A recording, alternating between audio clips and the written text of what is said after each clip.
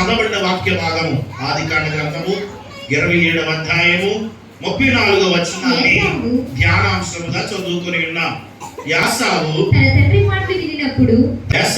తండ్రి మాటలు వినినప్పుడు దుఃఖాక్రాంతుడై పెద్ద కేక వేసి ఓ నా తండ్రి నన్నును దీవించుమని తన తండ్రితో చెప్పాను. తండ్రి మాటలు విన్నప్పుడు దుఃఖపడి ఏడ్చి పెద్ద కేక వేసి నా తండ్రి నన్నును దీవించయ్యా అని ఏడ్చినట్లుగా పలికినట్లుగా దేవుని వాక్యము సెలవిస్తా ఉంది.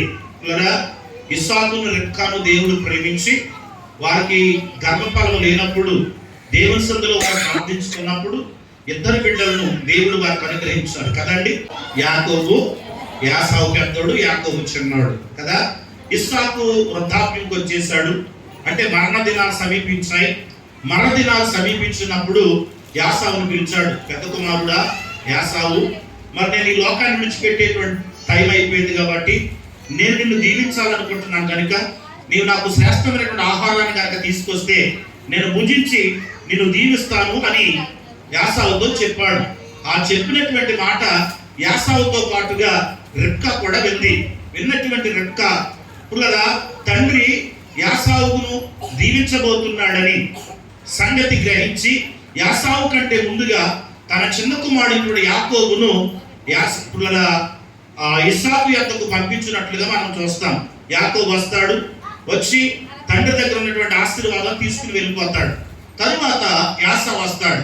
యాసావు వచ్చిన తర్వాత ఇప్పుడు ఇస్సాకు అంటాడు, కుమారుడా ఇంతకు ముందే కదా ఆశీర్వదించాను, మళ్ళీ వచ్చావు ఏంటనంటే అప్పుడు అంటాడు, అదేంటి డాడీ నేను ఇప్పుడే కదా వచ్చాను అని అన్నప్పుడు, అయితే నీ తమ్ముడు ఇదిగో నీ ఆశీర్వాదాలు పట్టుకుని వెళ్ళిపోయాడు అని అన్నప్పుడు ఈ మాటలు వినినప్పుడు అన్నది అక్కడ కదండి.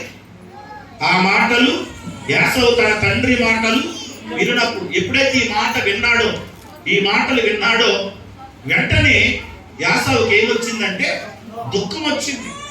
ఏమొచ్చిందండి? దుఃఖం వచ్చింది, ఏడుపు వచ్చింది. కారణం ఏంటంటే ఈ లోకపు జన్మనిచ్చిన తండ్రి చేత దీవించబడాలనుకున్నాడు, దీవెన పొందాలి అనుకున్నాడు, కానీ దీవెన పొందుకోలేకపోయాడు. ఈ లోకపు తండ్రి చేత, తనకు జన్మనిచ్చిన తండ్రి చేత దీవెన పొందుకోలేకపోయాడు. అందును బట్టి ఏడవటం మొదలు పెట్టాడు.